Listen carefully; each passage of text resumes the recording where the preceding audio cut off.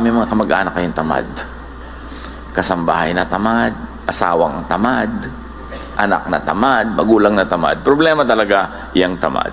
Proverbs 26:13-16. At suriin natin kung bakit kalaban ng kabanalan ng katamaran. A sluggard says, there's a lion in the road, a fierce lion roaming the streets. Ito ang tamad, marami siyang dahilan. Ayaw lumabas para magtrabaho, puro excuses. As a door turns on its hinges, so a sluggard turns on his head. Kung paano lumalapat ang pinto sa hamba, ang batuga naman ay sa kanyang kama. Alam niyo yung hinges, yung mga hinges ng pinto, ikot lang ng ikot pero walang nararating, nandun lang siya lagi. At gano'n daw ang ulo ng isang taong tamad, pabiling-biling lang sa unan, laging nakahiga. Nakalapat siya sa kama. A sluggard buries his head in the dish. He is too lazy to bring it back to his mouth. Noong unang panahon, lalo sa Middle East at maging sa ating bayan, ang pagkain ay salo-salo, yung parang boodle fight. So nakatumpok lang yung pagkain, sama-sama yung rice nila at saka yung mga ulam. Arabic food yan eh. Arabian food yung ganyang style of eating. So yun daw mga tamad, pag inilubog nila yung kamay nila doon sa tumpok ng kanin, hindi na nila maangat pabalik sa kanilang bibig. Nakakatulugan na ganon. In other words, wala silang natatapos. Ayaw nila mahirapan. A sluggard is wiser in his own eyes than 7 people who answer discreetly. At may isa pa na ugali ang mga tamad, they have very strong opinions. Alam nila, magaling sila, at sila ang tama. Magkakambal yan, yung katamaran at katigasan ng ulo. Ang tamad, yung kayang gawin, pero ayaw gawin dahil ayaw gumawa. O kaya, kayang gawin ng mas magaling, pero hindi ginagalingan para madalian. So kung tayo ay may kapansanan, may sakit, hindi katamaran yun. Ang tamad ay yung kaya, pero ayaw balikatin, ayaw gawin. But laziness had primitive adaptive function. Sa mga dami na nang nanuri niyang fenomeno ng katamaran, kanilang napagtanto na ang katamaran ay may magandang gamit noong unang panahon. In primitive societies, konti pa lang ang tao, mamitas ka lang ng bungang kahoy, kakain ka na, hanggang dumating yung development of hunting, na kung meron kang nahuli, kakainin mo ng maraming mga araw yon, hindi mo kailangan sobrang magtrabaho.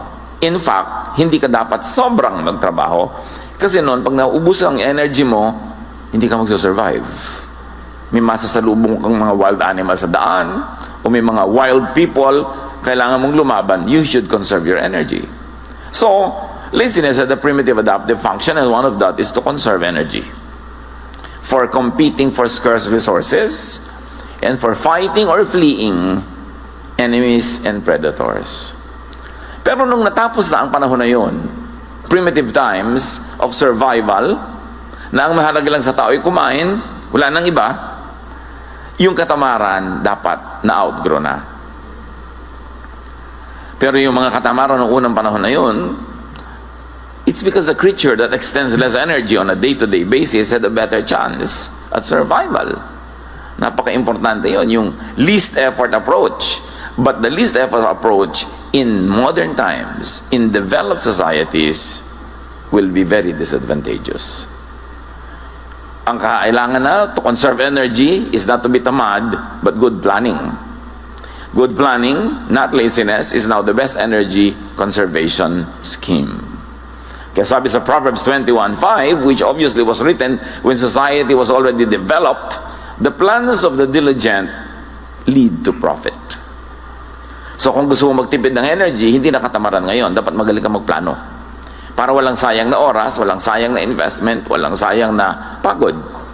So, nung primitive times, yung katamaran was to achieve more with less effort. So there was a good time for it, but the Bible says for everything there's a season and a time for every matter under heaven. Hindi ko mo good nung primitive times, good na as civilization developed. Kaya sa 2 Chronicles 26:15, we see Uzziah inventing large arrows and catapults, effectively using less human power. Habang na-develop ang mga kabihasnan, na-develop ng mga tao ang mga kasangkapan, tools, to make more work with less effort. Now, may function talaga ang katamaran lalo noon to focus on immediate rewards. People then lived on a day-to-day basis. Wala silang balak mag-elementary, mag-high school, mag-college. Walang ganun. Kailangan lang mag-survive ako until tomorrow. Huwag ako makain ng mga wild animals o huwag ako mahuli ng mga wild people around me. And because of that, because people lived on a day-to-day basis, laziness does not look far out for future rewards. Dapat now na. Kaya yung mga tao na primitive pa ang utak o nasa primitive mode of thinking, walang plano yan sa future. They only want immediate pleasure. Kaya meron nagkaroon ng konting pera, one day millionaire, gagastahin lahat, sobra-sobrang kaluhuan, hindi bali na maghirap uli next week, nangungutang na naman. At yan ang problema mga kapatid, may mga tao na nasa modern times na tayo, nasa kuweba pa ang utak. Kaya hindi sila kasundo ng mga taong nasa ngayon na present na yung utak, tapos yung kapatid mo nasa kuweba yung utak. Hindi iniisip yung future. Pag nagkapera, sarap agad. Pag merong pleasure, pwede nang gawin ngayon, hindi bali na bukas. But as livelihood turned from gathering, hunting, which was immediate, to agriculture, laziness had become a liability. Kasi sa agriculture, magtatanim ka sa tamang oras. Pag nahuli ka, maiiwan ka ng mga ulan, mamaya, hindi lalaki ang iyong tinanim. O nagtanim na yung mga katabi mo ng palay, ikaw nahuli ng 1 week, sumao na sila ng 1 week ng harvest, ikaw mahuhuli ng 1 week, lahat ng daga at peste sa buong bukid, dahil yung palay mo na lang nandun, sa'yo pupunta. Kaya nung na-develop ang agriculture na iba ang mode of thinking. Kaya yung nagtatalo yung offering ni Cain at ni Abel, agricultural product, not hunting product, mas malalim na usapin yun. It was a conflict between settled agriculture and the hunter-gatherer culture. Obviously, at that time, that issue was already being debated upon in the minds of the ancients. At naka-embedded yan doon sa mga kwento. Kailangan lang meron kang tool to see it, that it is happening. Kaya sabi sa Proverbs 24, sluggards do not plow in season. So at harvest time, they look but find nothing. So pag hindi ka nagtanim sa panahon, hindi ka aani sa panahon. Hindi pwedeng nahuli ka ng 3 buwan sa pagtatanim, tapos sa anihan, aani ka rin. So kailangan may planning. Hindi ka na pwedeng tamad nung na-develop ang mga communities. Settled kind of life, hindi yung nomadic. As humans became more and more dependent on controlled production like agriculture and livestock, naging malaking weakness and disadvantage ang laziness, na nung primitive times was a virtue. Pero ang problema, may mga lipunan at may mga tao at individuals na hindi nag-grow yung mind from that kind of thinking.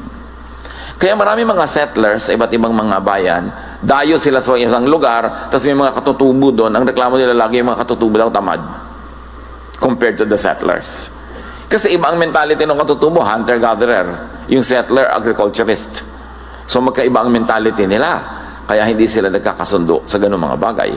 But as society developed, and as biblical culture developed in its own context, the Bible began teaching diligent, timely, and industrious work. And since then, walang lingon-likod, tuloy-tuloy ang pagtuturo ng Biblia sa sipag. Ano ang mga palusot at drama ng mga katamaran at ang sagot mula sa Bible? Isa doon, yung mga tamad, lagi nilang sagot, di ko alam. Di ko alam yan eh. Ibig sabihin nun, ikaw na lang gumawa. At marami ngayong mga tamad, tabi-tabi po, nuno. Gadget lang, hindi ma-on. Tatawagin ng anak, tatawagin ng apo, tatawagin ng kapitbahay. Hindi ko alam yan eh. Hindi ko alam mag-on ng TV. Hindi ko alam mag-on ng computer. Hindi ko alam mag-Facebook. Alam niyo po, isip tamad yun, tabi-tabi po. Hindi ko matanda na tayo, hindi na tayo matututo. Pag-aralan. Kasi kailangan kasabay ng panahon ang paglago ng ating isip. Yun naman ay kung gusto niyong sumabay sa technology. Kung ayaw niyo naman, walang pipilit sa inyo.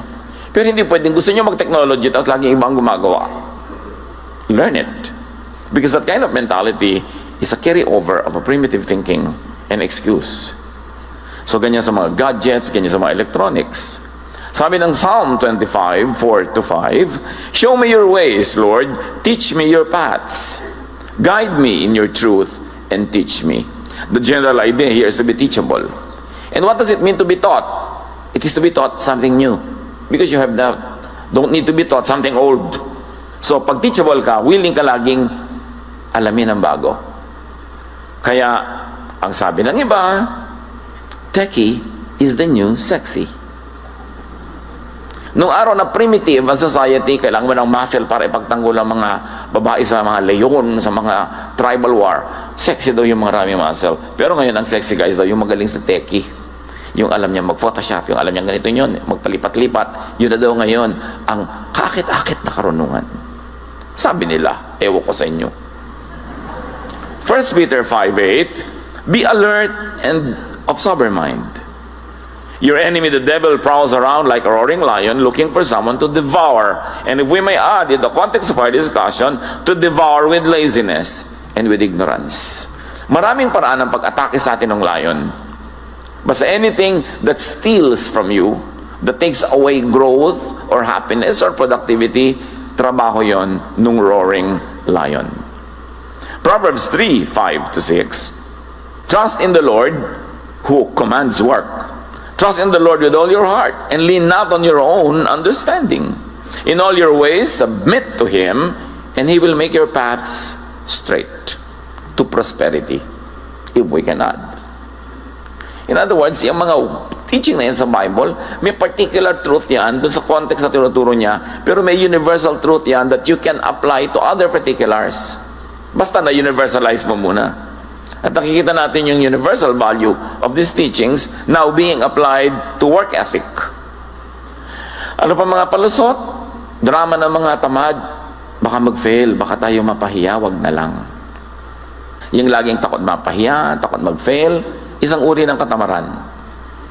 And because of that fear, you will be imprisoned and you will be in shackles and you will not be able to be free to do what must be done or to do what you could do. Kaya ang sabi ng Ecclesiastes 11:4, "Whoever watches the wind will not plant. Whoever looks at the clouds will not reap." Pag lagi ka doon natatakot mag-invest, natatakot kang magtanim, natatakot kang may simulan na project dahil baka hindi matuloy, baka sumama ang panahon, baka hindi mangyari ang gusto mo mangyari. Iyan ang mga kahit kailan ay hindi aani. Dapat willing ka na tumaya. You minimize the risks, you maximize the potential of success, but still, you should take risks. Kasali yun. Some people believe that their talents, their abilities and intelligence, or lack of it, are set at birth. Wala na silang ginagawa para i-develop ang sarili nila kasi iniisip nila lahat ng pwede nilang malaman at lahat ng pwede nilang kakayanan ay nung palang isinilang sila yun na at wala nang papalitan. But you know that the Bible always teaches development and growth. So keep changing. People of God, keep growing your mind. Ang tanging kulungan ng tao ay ang kanyang isip. Pag yung isip mo nang sabi, hindi ko kaya, hindi mo nga makakaya. Pag sinabi mong ayoko, hindi mo na nga magagawa. Pagka ayaw mo, yun ang limitation mo. Romans 12:2, "Do not conform to the pattern of this world, but be transformed by the renewing of your mind. Then you will be able to test and approve what God's will is, His good, pleasing, and perfect will." So kailangan daw lagi kang willing to change your mind. As they say, only a fool does not change his mind. Willing ka dapat. Hindi yung ayaw mo na magpalit ng isip, ang isip mo sarado, dekandado. What will happen? Yun na lang yun forever.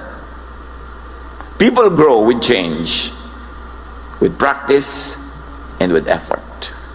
And growth is a primary duty of life. Dapat nag-grow. Parang yung natatandaan ko isang drawing, yung caterpillar at yung kanyang kamag-anak na caterpillar na naging paru-paro na, may pakpak na. Si caterpillar para paring worm. Sabi ni caterpillar kay paru-paro, "You changed." Sabi ni paru-paro, "We must." dapat nagbabago. Yung mga kaibigan mo sa baryo nung araw, pag uuwi ka doon, sabi niya, ay, nagbago ka na. Dapat! Alam naman hindi tayo magbago. Ikaw, ayaw mo magbago?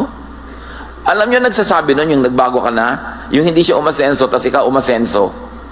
So, para tabla na lang kayo, gusto niya, huwag ka rin umasenso. Yung, naku, hindi mo na yan ma-reach. Ay, dapat. Kasi kung nare-reach mo pa rin ako, ibig sabihin, hindi ako nag-grow. So yung hindi ma-reach na ibig sabihin, iniiwasan kita, umayabang ako, kundi busy talaga ako eh. Kasi marami kong ginagawa. Marami akong inaatupag, marami akong commitment. So hindi mo ako ma-reach kahit kailan nalang gustuhin mo. Pero makakatsyampo ka rin na ma-reach mo ako. Pero may problema tayo kung kahit kailan kita gusto ma-reach, available ka. Ibig sabihin, wala kang ginagawa. Hindi po kasiraan yung hindi ka na ma-reach. Tiyempo-tiyempo lang yan para mo ma-reach. But an achiever, an active person, a fruitful person, mahirap talaga laging makaladkad dyan. Kasi may mga kaabalahan. Pero hindi tayo dapat nagdadrama na hindi ka na ma-reach, nagbago ka na. Sabi nga nung paro-paro, we must. We cannot remain caterpillars. We must grow wings and fly because we are butterflies. Mayroon pang isang palusot, I can't. Di ko kaya yan. Natinig niyo ba yung katang, di ko kaya, di ko kaya, di ko kaya. Pag sinabi mo ng sinabi yun, talagang hindi mo na nga kakayanin kasi nagpasya ka na di ko kaya. Laziness often comes from neurotic fear. Sa takot, abnormal takot na mabigo, na masaktan, na malugi, ayaw na lang. Namimili yung between the classical fear na flight or fight. Pagka ba natakot ka, anong gagawin mo? Tatakas o lalaban? So maraming tamad, tumatakas na lang kaysa lumaban. But of course, in wise life every day, you must choose if it's better and more beneficial to just fly away rather than fight. Pero sa mga challenges sa buhay, yung mga gusto mo ma-achieve, pagka lagi ka lang tumatakas, wala kang wagi. Matthew 25:25, sabi noong lazy servant na binigyan ng mga puhunan na hindi niya ipinamuhunan at itinago lang niya sa lupa, I was afraid and went out and hid your gold in the ground. See, here is what belongs to you. Yan yung parable of the talents.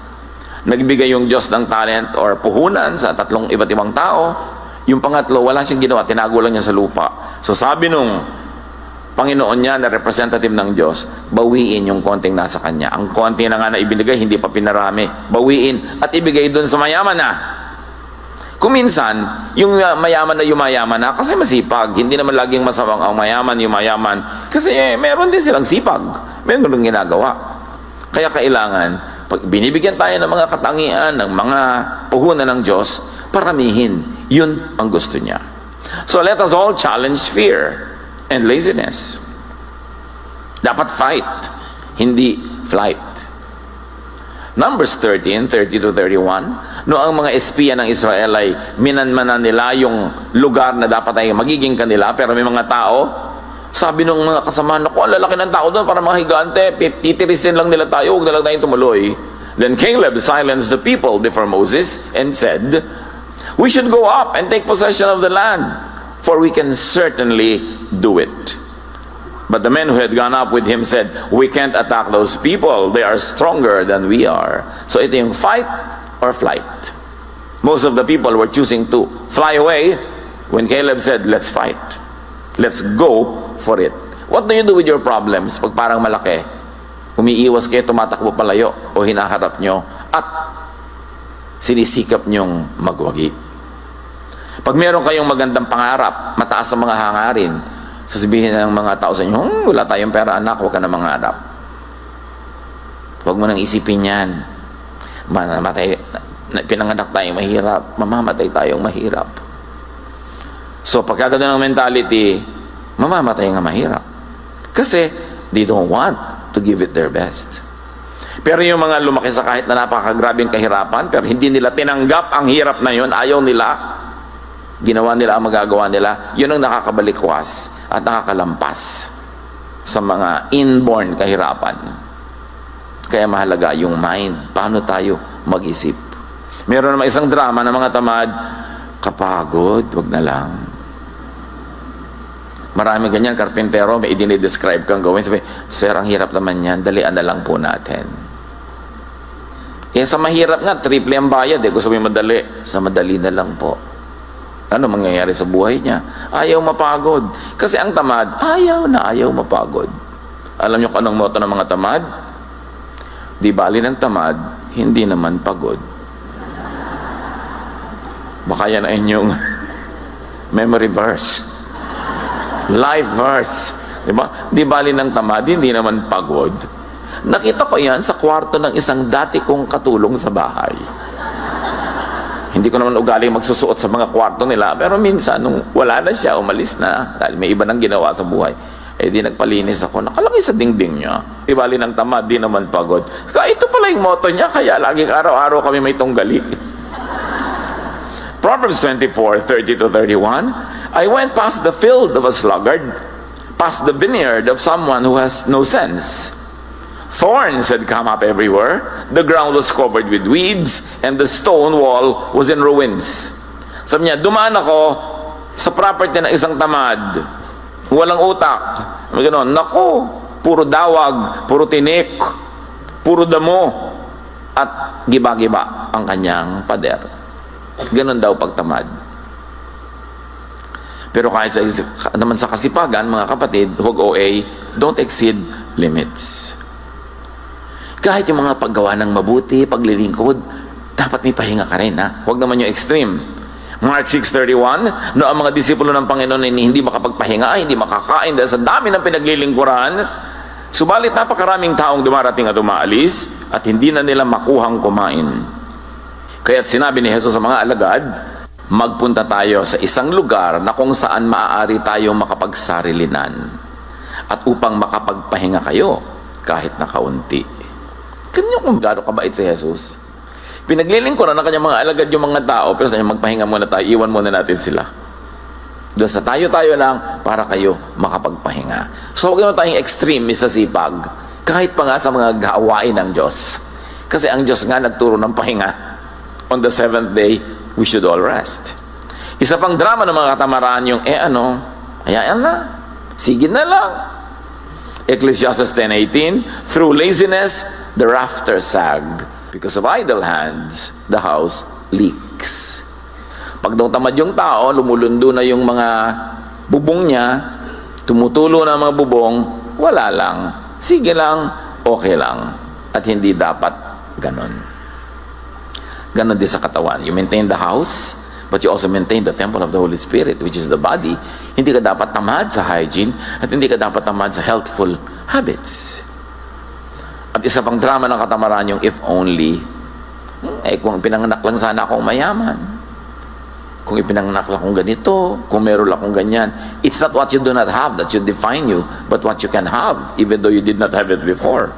Ecclesiastes 11:6, sow your seed in the morning, and at the evening let your hands be not idle, for you do not know which will succeed, whether this or that, or both will do equally well. Sabi niya, alam niyo, hindi niya naman alam kung alin sa mga itinanim niyong tutubo, alin na mamumunga, so dami-damihan niyo ang tanim. Iba-ibang pananim, mag-diversify ng konti, kasi hindi niyo alam kung alin ang mapagpapala. So, increase your chances at success. Isaiah 43:18, forget the former things, do not dwell on the past. Huwag ka na magpatali sa mga hindi nangyari noon, sa mga hirap mo noon, sa mga kung ano-ano, atupagin mo yung now at yung future. Kung hindi ka sa masaya sa iyong past, baguhin mo yung iyong now at mababago ang iyong tomorrow. Pero tama na yung kada drama over what cannot be undone. At isa pang drama ng katamaran, ganito na talaga ako. Yung iba pa, papalakihin nila, ganyan lang talaga ang buhay. Wala tayong magagawa. Sa salita pa lang, sa palagay nyo, asenso, wala tayong magagawa. Therefore, wala tayong gagawin. Anong mangyayari sa ganong mentality? Proverbs 28:19, those who work their land will have abundant food, but those who chase fantasies will have their fill of poverty. Yun daw ang hinahabol ay guni-guni, pangarap lang pero walang plano, kahirapan ang susunod dyan. ganyan ang gambling, ganyan yung easy money, ganyan yung mga kung anong racket. Huy, sumali tayo dito. Sa 3 buwan lang, magta-times 10 ang pera natin. Hindi, pera nila ang dadami, hindi yun sa'yo. Huwag kang maniwala sa ganyan. When it's too good to be true, 99.99%, it's not true. Ang lagi nyo itatanong, at lagi ko pinapaulit-ulit sa mga nagiging biktima ng mga kung anong racket. Nag-i-invest, nauubos ang pera, pati gintong ngipin, binabakbak para invest. No? At idadamay siyempre mga kapatid, mga kaibigan. Kaya mamaya sila nag-aaway at nagsisisihan. Ang isipin nyo lang ganito, kung talagang kikita tong scheme na to, pag may nagpupunta sa'yo, nag-aalok, alam mo kung talagang kikita yan, ba't di mo ilok sa mga kamag-anak mo? Bakit sa akin? Bakit? Love mo ba ako? Eh, hindi naman tayo magkakilala, hindi mo ako love. So, bakit mo ako gustong kumita? Ba't hindi yung mga mahal mo sa buhay ang pakitain mo? Ganun lang ang isipin mo. Pag kami nagbibigay sa inyo ng kung ano-ano mga investment, huy, alam mo, kikita ko dito. Eh, ba't di ikaw? So, dinami-rami ng kamag-anak mo ng father side, mother side. Tapos kamag-anak ng asawa mo, mother side, father side. Bakit hindi sila? Ba't sa akin? Yun lagi nyo itatanong para hindi tayo nauuto, mga kapatid. Pag parang napakaganda at kaakit-akit ang inaalok, ang itanong mo lang, love ba niya ako? At kung hindi kanya love, magduda ka. Bakit niya sa'yo ibibigay? So yan daw mga fantasy ang hinahabol, yan ang sumasadsad sa pagdarahop. Kasi hindi plano ang kanilang scheme para makaahon sa buhay, kundi pangarap at guni-guni.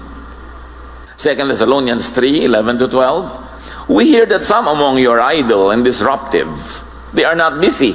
They are busybodies. Such people we command and urge in the Lord Jesus Christ to settle down and earn the food they eat. Ang linaw na itinuturo sa very young church.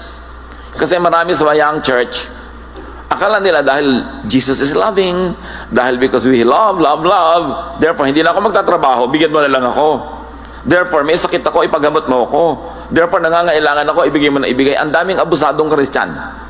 Kasi akala nila, ganun ang ibig sabihin ng God's love.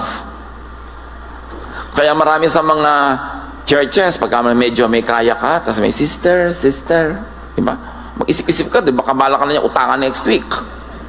Yung pa-sweetie pie sa'yo, diba? Sister. That's why I always advise people, meron kang sariling kumpanya, gusto mong mag-Bible study doon, kumuha ka nila ng ibang teacher. Huwag ikaw. Unless talagang kinausap ka ng Diyos, dapat ikaw. Kasi mamaya, yung mga empleyado mo na naging sister and brother ka na, abusuhin ka na. So magpadala ka ng ibang teacher doon, pag pumapasok lang sa office nyo, ang tawag pa nila sa'yo, ma'am, hindi sister. Kasi ang daling umabuso. Sabi ko sa inyo, magtrabaho kayo para kayo kumain. Huwag pa kayo magpaka-sister dyan. At pagka binibigyan kayo, sige, pero huwag niyo obligahin dahil lang sister, brother. Hindi ganun ang turo ng Diyos. Abuso yun ng maraming tao. Isa pang drama ng mga tamad, nakakahiya. Kakambal kasi ng katamaran niyang hiya. Kung bakit nahihiya magtrabaho, pero hindi nahihiya manghingi. Nahihiyang magbanat ng pawis, ng buto at magpapawis. Nahihiyang makita na nagtatrabaho ng mga menial job, so to speak. Walang menial job. Pagka pinagtrabahuan mo yung kinita mo, napakarangal nun. Pero yung mga tamad, nahihiya pag marangal ang ginagawa, pero hindi nahihiyang mangingi. Sabi nila, nakakahiya. Proverbs 4:23, above all else, guard your heart, for everything you do flows from it. So guard your heart, guard your mind. Ibig sabihin, pakaisip-isipin mo nga kung anong iniisip mo at piliin mo kung ano ang dapat ikahiya. Hindi dapat ikahiya ang pagsisikap para kumita. Ephesians 5:29, after all, no one ever hated their own body, but they feed and take care their body, just as Christ does the church. So what? We have to take care of our body, we have to feed our body mula sa ating pinagpaguran. Liban na lang tayo sobrang bata, sobrang tanda, o sobrang hina at may sakit.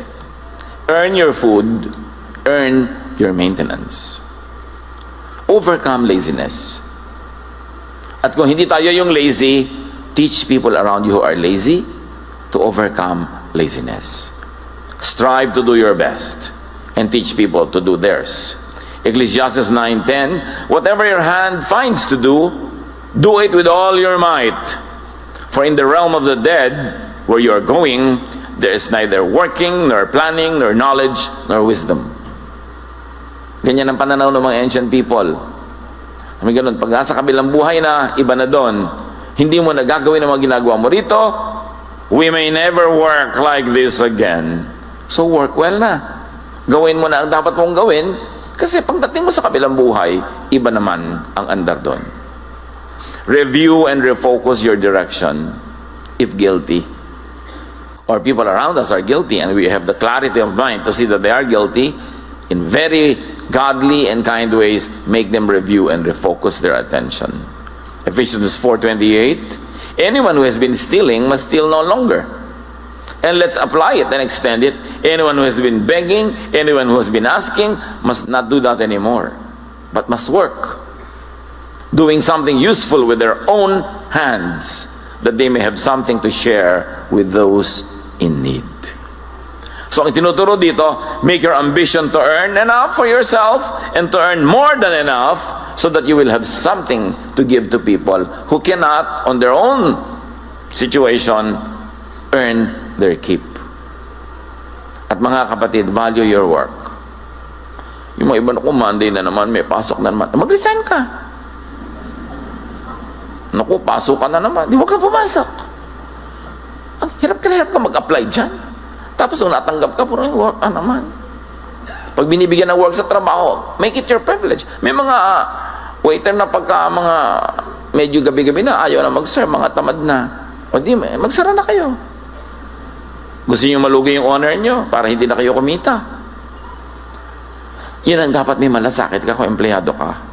Kasi yung, alam niyo ba na may mga dakila namang tao that they keep their business only to keep their employees.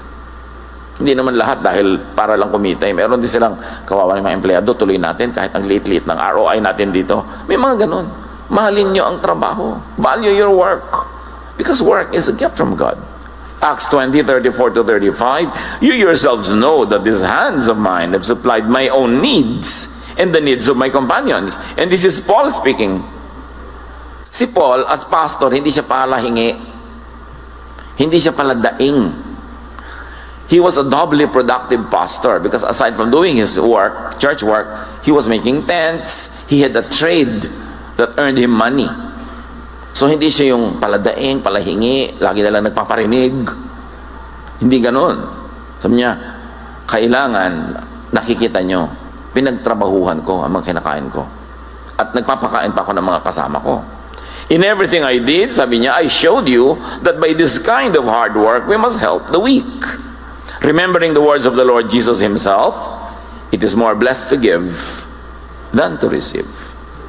So mga kapatid, produce surplus as much as God enables you, so you'll be able to give. But rest well and rest enough.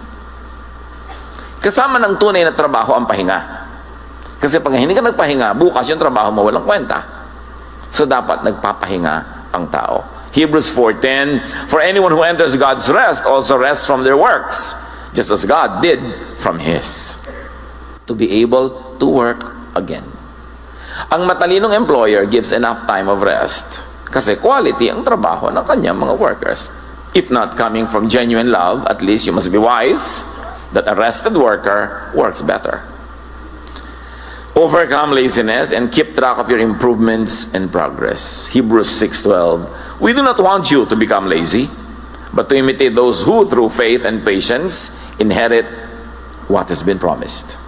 And this is spiritual and practical laziness being discussed here. So, sabi nga nila, be sipag. Kailangan masipag tayo. Don't be tamad. Proverbs 19:15, ang taong tamad ay laging nakatihaya, kaya't siya'y magugutom, walang panlagay sa sikmura. Take note, meron din mga lagi nakataob. No? Kasi nakataob sila mahiga. So ano lang yan? Figure of speech. May mga tamad, lagi na lang nagpapahinga, hindi naman pagod. Bakit pahinga ka ng pahinga? Teach the lazy to be sipag. Huwag konsentihin. Huwag premyuhan. At dito magaling ang maraming ina sa bayang Pilipinas. Nagpe-premyo sa mga anak na tamad. At ang pinarurusahan, mga anak na masipag. Anak, kawawa naman yung kapatid mo. Nakabuntis. Ipadoktor mo yung nabuntis. Ikaw magbayad sa panganganak at sa gatas at sa pag-aaral anak hanggang mag-college. Kawawa ang kapatid mo. Gusto mo yung inay, sa akin hindi kayo naaawa. Yung tamad yung batugan na anak nyo, lagi na lang yun yung laging pinagdidilhensya sa akin. Nakaprenda na ang kaluluwa ko ka. Tutubos dyan sa anak nyo, sa preso. Ang gusto pa, magandang motor. Ang cellphone, gusto pa, latest. Wala namang kita. Pero maraming ganun magulang. Laging binabakalan yung matinong anak. Para dun sa mga anak na batugan. No, that is not godly. Proverbs 6:6-8. Go to the ant, you sluggard. Consider its ways and be wise. It has no commander, no overseer or ruler, yet it stores its provisions in summer and gathers its food at harvest. So sa langgam lang, pwede na kayo matuto ang sisipag nila. So dapat ganun din ang tao. Higit pa ron. Reward kasipagan, do not reward katamaran. Kaya maraming tamad kasi maraming konsentidor. Subukan yung magutom yan pagka hindi talaga nagtrabaho. Pero lagi natin sinasagip sa mga pagkakalunod nila na sila naman ang tumatalon sa tubig. Lagi nating iniligtas sa mga problemang sila ang gumagawa. Lagi nating inilalayo sa mga pagsisingil sa kanila na mga inutangan nila. At ang ating ipinapahamak, ginagasgas, inaabuso yung matitinong miyembro ng ating pamilya. That is not godly. 2 Thessalonians 3:10, nang kami ay kasama pa ninyo, ito ang itinuro namin sa inyo, huwag ninyong pakainin ng sino mga ayaw magtrabaho. Sa Bible galing yan Ba't ninyo isulat sa Manila paper, pentel pen, at ilagay nyo sa inyong dingding? Yung mga anak nyo batugan na, yan ang ulam. May binigay ka pa pamalengke? Wala. Ayan, daliri mo, ipalaman mo sa tinapay, anak. Hindi ka naman nag-entrega, hanap ka pa ng hanap ng ulam. Kasi kinukonsente. Charity is to give to the needy. Pero hindi lang tayo called to be charitable, we're also called to be just. Justice is to give to the deserving. Yan ang drama ng lahat ng politiko natin Laging give to the poor. Wala pa ako narinig sa politiko na give to the deserving. Lagi nilang gustong hututin yung tax na binabayad ng middle class na overtax and overwork para ipamigay sa mga hindi nagbabayad ng tax. Although yung iba naman talaga dahil sa hirap, hindi tuloy makabayad. So may mga deserving talagang tulungan, pero hindi lagi tayong romantic to always give to the needy, forgetting to give to the deserving. Sa mga anak ninyo, mga kamag-anak ninyo, mga empleyado nyo, yung deserving huwag niyong pabayaan. Although meron pa rin tayo siyempre charities, we give to the needy who cannot on their own power and energy feed themselves. Because they are too young, too old, or too sick. Pero ang laki-laki ng katawan, napakabatugan, gym ng gym, nagpapabili pa sa'yo ng supplements. Tapos pinapagalaw-galaw niya yung mga muscle niya na ganyan na hindi naman kumikita. Sana napagkakakitaan yung gaganon-ganon na muscle, no? Importante, huwag tayong konsentidor sa tamad. Huwag tayong extremely charitable that we forget to be just. Ecclesiastes 7:18, whoever fears God will avoid all extremes. Father, teach us to be balanced in our thinking. Sa pagbibigay namin sa needy at sa worthy. Sa aming pagkita at paggastos, maging balanse ang aming isip. At lagi namin pahalagahan ang sipag.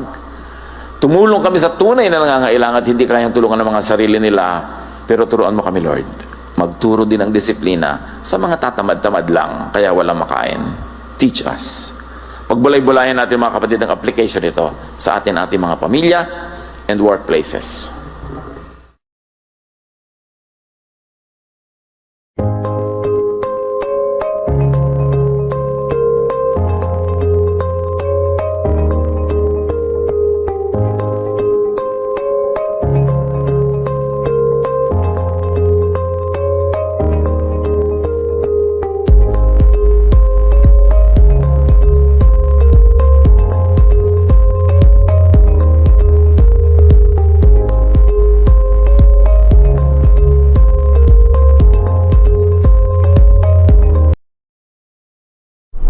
Mark 11:24.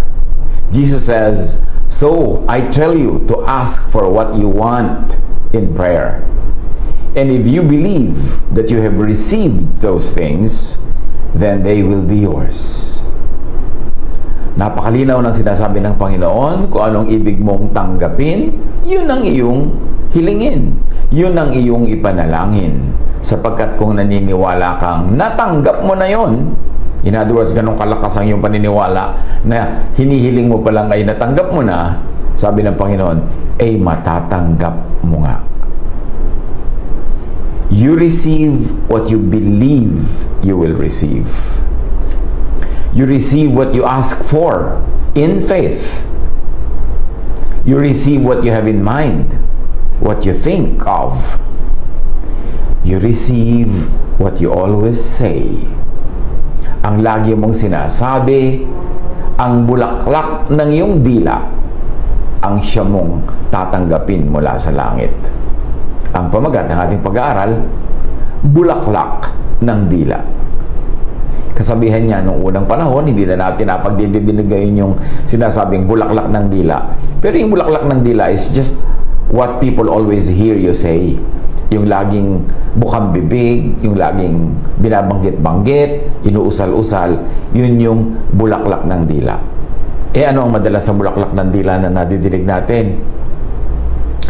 Naku, mahirap ang buhay. Naku, mahirap kumita ng pera.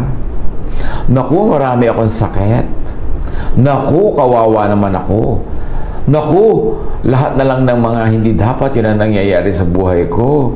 Hirap na ako. Mga ganyan na madalas bulaklak ng dila. At obserbahan natin kung nagkakatotoo nga na yung laging sinasabi, yun ang nagaganap sa buhay. Ngayon sinabi na ng Panginoon yan alangan namang makipag-argue pa tayo sa Panginoon. You receive what you believe you will receive.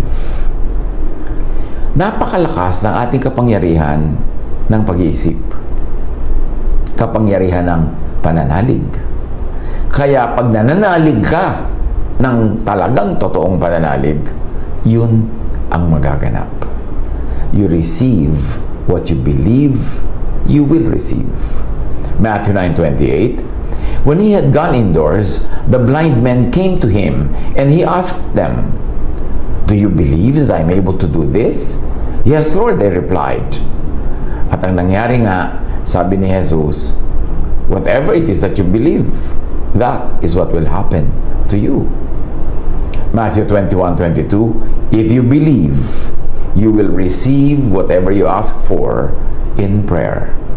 Sa quantum physics, may tinatawag na observation.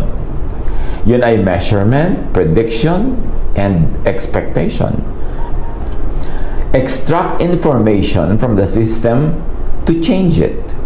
Observe it. Predict it. Expect it. Because observation necessarily changes the thing being observed. Yan ay isa sa mga rules ng quantum physics. Now, you receive what you ask for in faith. Kanina, you receive what you believe you will receive. Now you receive what you ask for in faith. Matthew 8:26, he replied, "You of little faith, why are you so afraid?" Then he got up and rebuked the winds and the waves, and it was completely calm. So dapat huwag kang matakot. Kasi ang kinakatakutan mo ay pinaniniwalaan mo. Ang pinaniniwalaan mo ay tatanggapin mo kasi ang paniniwala ay prayer. Kahit hindi mo sabihin, "This I pray in Jesus' name." Kahit hindi mo sabihin, "Ito ang aking dalangin, ako ay matakot, ako ay nervyusin, ako ay magkasakit." Ang kinatatakutan ay pinaniniwalaan. Kasi kung hindi ka naniniwala, ba't ka matatakot? Ang kinatatakutan ay pinaniniwalaan. At ang pinaniniwalaan ay dasal. At ang dasal ay tinutugon. Ang kinatatakutan ay madalas talagang yun ang nangyayari. Kasi meron kang faith doon Matthew 9:22, Jesus turned and saw her. "Take heart, daughter," he said. "Your faith has healed you." And the woman was healed at that moment. Malinaw ang sinabi ni Jesus. Kulang na lang sabihin niyang, hindi ako ang nagpagaling sa iyo. Ang pananampalataya mo ang nagpagaling sa iyo. Kasi kung si Jesus lang yung nagpapagaling, di dapat lahat ng tao sa paligid gumaling. Ito yung babae lang ngayon ang gumaling Kasi siya lang ang may pananalig. Yung pananalig ay nagpapagaling. Yung pananalig moves mountains. Yung pananalig creates reality. Matthew 9:29, then he touched their eyes and said, according to your faith, let it be done to you. Yan ang ginawa ni Jesus doon sa mga bulag. Sabi niya, kung ano ang pananalig nyo, yun ang magaganap sa inyo. Sa quantum physics, in quantum mechanics especially, the observer and the system being observed become mysteriously linked so that the results of any observation seem to be determined in part by actual choices made by the observer. So, yung observer, ikaw, at yung system, yung gusto mo mangyari, yung gusto mong ipanalangin, yung pininiwalaan, meron kayong ugnayan at naaapektuhan mo ang iyong ino-observe. Naaapektuhan ng iyong pananalig ang realidad. Your faith can move mountains. Halimbawa, dito sa ating example, na kung inyong maiintindihan, naiintindihin. Kung nahihirapan naman kayo intindihin, di palampasin nyo na lang. Kasi kahit naman hindi natin pansinin yung mga excursions natin into quantum physics, meron tayong makukuha sa ating mga mensahe. Ito ay para lang doon sa ready, willing, and able to appreciate yung mga ginagawa natin na cross-referencing with quantum physics. This is a simple illustration of superposition. The man and woman has two futures: remain single or create a family. It is their decision that determines the outcome, but both futures are equally valid. Lahat ng possible outcomes at states ay taglay na ng mga objects. Sabay-sabay na nangyayari yan at pare-parehong valid. Tulad sa illustration, yung naging family sila at nung naging single sila ay parehong sabay na nagaganap. Pero they can only live in one possibility. Depende kung ano ang ino-observe nila. So, karagdagan sa ating pag-aaral ngayon, you receive what you have in mind, what you think of, what you always say. Nagaganap sa iyo, natutupad ang bulaklak ng iyong dila. Matthew 7:7, continue to ask, and God will give it to you. Continue to search, and you will find. Continue to knock, and the door will open to you. Tandaan, to think of is to ask. To believe in is to ask. To ask, to believe, to think, pare-parehong equivalent yan ng prayer. To always talk about it, to always inquire about it, is to search for it. And to search is to find. To continuously insist on it is to knock. And when you knock, the door opens. When you insist on something, when you insist with your words, with your thought, with your faith, na mahirap ang buhay, mahihirapan ka nga. When you insist na ang mga tao hindi pwedeng pagtiwalaan, yun nga ang mangyayari sa iyong buhay. When you insist na mabibigo ka, hindi malayong yun nga ang maganap. Continue to ask, and God will give it to you. Continue to search, and you will find it. Continue to knock, and the door will be open to you. Kaya, dapat nating disiplinahin ang ating pag-iisip, pagsasalita, paniniwala, maging ating mga emosyon. Kasi yan ay parang magnet na tumatawag dun sa iniisip, sa pinaniniwalaan, maging sa kinakatakutan. Matthew 8:8, the centurion replied, Lord, I do not deserve to have you come under my roof, but just say the word, and my servant will be healed. Ito yung centurion ay nanalangin kay Jesus na pagalingin yung kanyang katulong na nasa bahay, malayo doon sa lugar na kinalalagyan nila yan ni Jesus nung oras na yon. At sabi niya, hindi na po nyo kailangan magpunta sa bahay namin. Sabihin nyo lang, susunod sa inyo ang lahat-lahat at gagaling ang aking katulong. Yan, paniniwala, pananalig, at naganap nga. Mark 11:23, truly I tell you, if anyone says to this mountain, go, throw yourself into the sea, and does not doubt in their heart, but believes what they say will happen, it will be done for them. Ito ay isang talinghaga sa pagtingin ng marami, pero pwede rin ito maging literal. Kasi you create your reality with what you believe in, with your faith, with your words, with your thought, sa bulaklak ng iyong dila. Quantum physics suggests that objective reality does not exist. In the micro world of atoms and particles that is governed by the strange rules of quantum physics, two different observers are entitled to their own facts. Ang dalawang magkaiba ang paniniwala ay maaaring parehong matupad kung ano ang pinaniniwalaan nila, kahit yun ay magkabaligtad. May kanya-kanya silang magiging reality. Two individuals do not have to share the same reality. Kanya-kanya ng realidad ayon sa iyong pananalig. Ang bulaklak ng dila ay nagiging prutas, pagkain, diet. Ang bulaklak ng dila ang nalulunok. Your food becomes you. Your thought becomes you. Your word becomes you. Kaya pag-ingatan yan. Do not carelessly think. Do not carelessly talk. Dahil yun, pag pinaniniwalaan mo ng ganap, ay nagaganap. Proverbs 18:21, the tongue is the power of life and death, and those who love it will eat its fruit. Makapangyarihan ang dila, makapangyarihan ang salita, makapangyarihan ang diwa, ang iniisip, inuusal, sinasabi.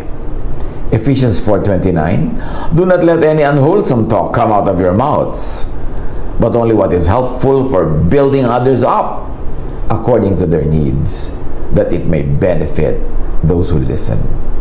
Pinag-iingat tayo sa pagbibitaw ng salita kasi daw yung salita natin nakaka-apekto sa kapwa.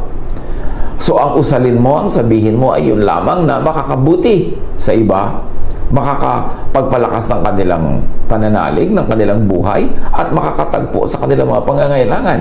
Kasi oras na nagsalita ka, napakalaki ng posibilidad na magaganap yun, lalo't pinaniniwalaan mo at pinaniniwalaan nung nakikinig.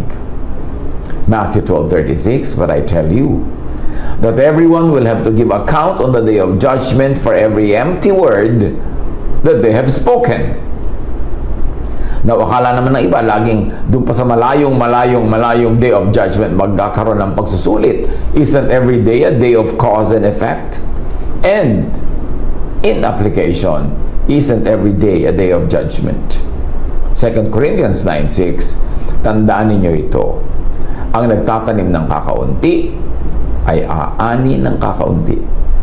At ang nagtatanim naman ng marami ay aani ng marami.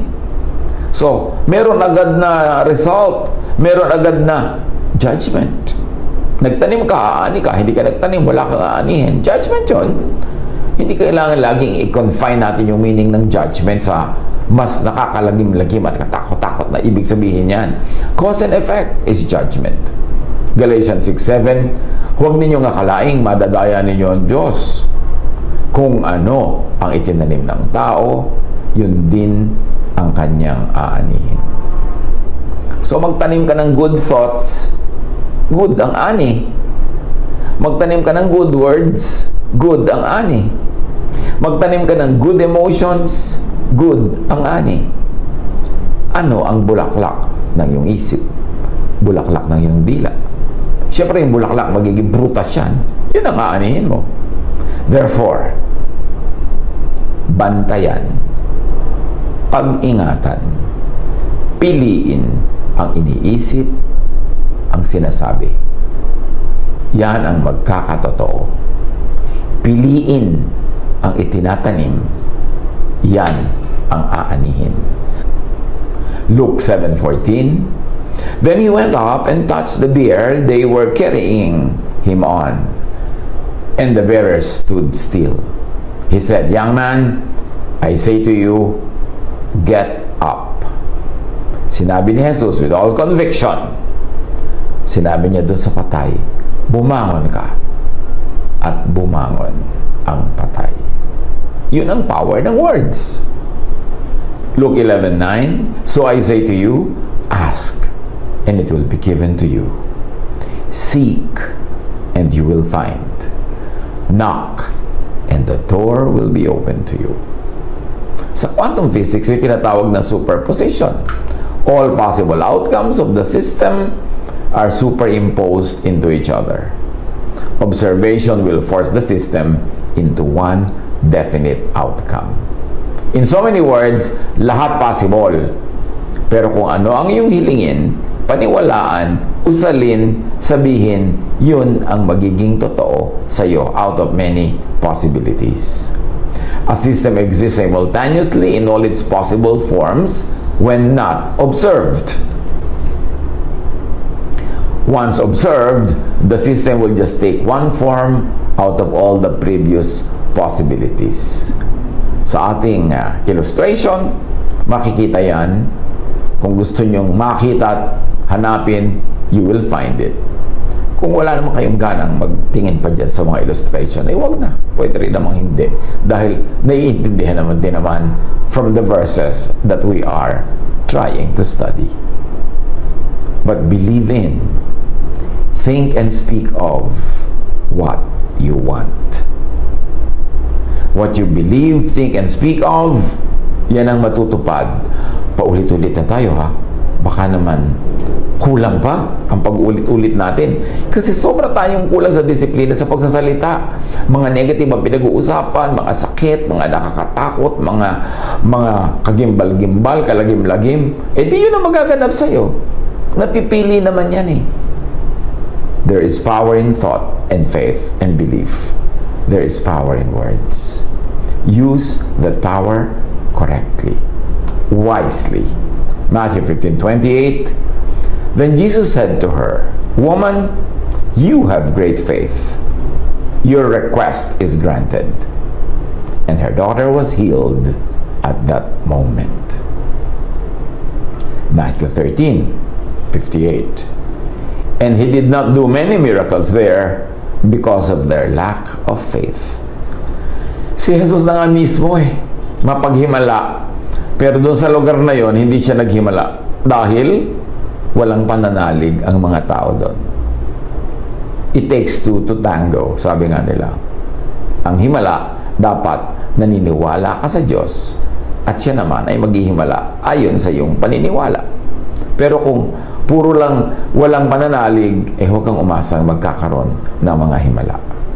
Matthew 21:21, Jesus replied, "Truly I tell you, if you have faith and do not doubt, not only can you do what was done to the fig tree, but also you can say to this mountain, go, throw yourself into the sea, and it will be done." Sa quantum physics, sinasabing reality is subjective. Each observer is entitled to their own version of reality.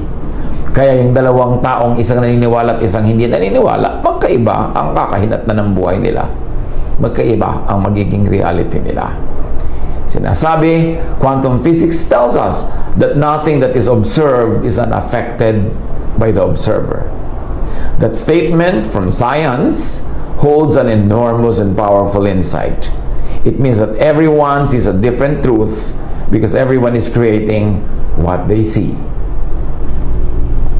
At yan ang ating mahalagang quote, which of course is gleaned from Scripture. Nakikita, nababasa, nadirinig yan sa kasulatan. Ngayon, yung kabaligtaran yan, do not think and speak of what you do not want. Kasi ang iniisip at binibigkas ang matutupad. Yung ayaw mo, huwag mong isipin. Yung ayaw mo, huwag mong sabihin. Yung ayaw mo, huwag pag-usapan. Kasi matutupad. Pag inisip, pinaniwalaan, pinag-usapan. Your faith, your belief, is thought, is expectation, can heal you. On the reverse, if faith in and thought of healing heals, what could thought of illness do?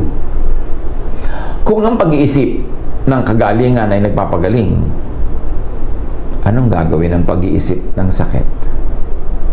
Anong gagawin sa iyo kung ang lagi mong iniisip ay sakit, kabiguan, sakuna? Anong gagawin sa iyo niyan? Yan ang lagi mong pinaniniwalaan at sinasabi. Kaya mag-ingat. Your faith and belief, your thought, your expectation has healed you.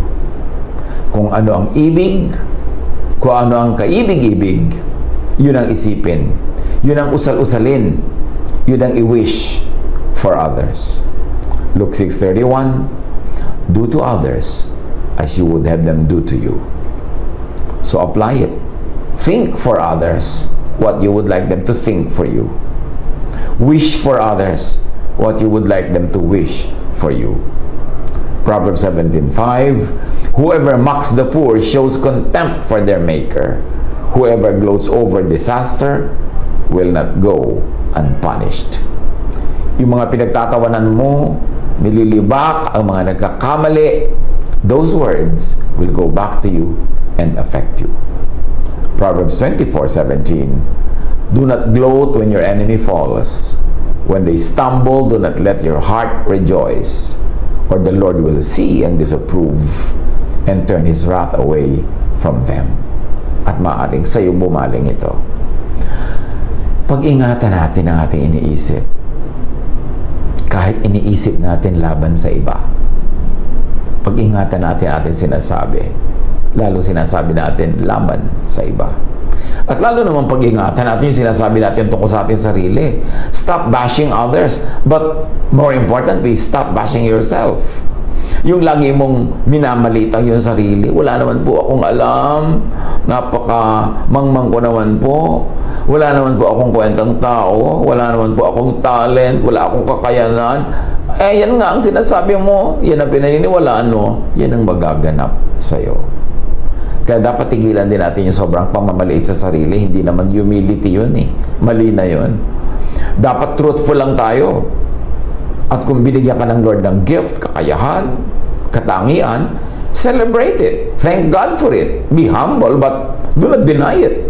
Huwag mo sabihin, pasensya na kayo sa aming maliit na tahanan. Ang laki-laki. Pasensya na kayo sa aming napaka-liit na nakayanan na handa. Yung pala kulang na lang parang laureate yung handa mo. Huwag daging maliitin ang sarili kasi salita yan at nagaganap. Unawain natin ang mga katuruan ni Jesus tungkol sa pananalig, pagsasalita, at pag-create ng ating reality. Because you were made in God's image. We were made in God's image. We were created beautifully, wonderfully, fearfully. So meron tayong katangian, kapangyarihan na bigay ng Diyos. Isa dyan ang kapangyarihan ng ating pananalig, kapangyarihan ng ating pananalita, kapangyarihan ng ating body language, ng ating lifestyle. Gamitin natin yun sa tamang paraan para maging blessing tayo sa iba at sa ating mga sarili. Believe, think of, speak about what you really want, because that is what will happen when you have faith. Pagbulay-bulayan, i-apply, magsimulang talaga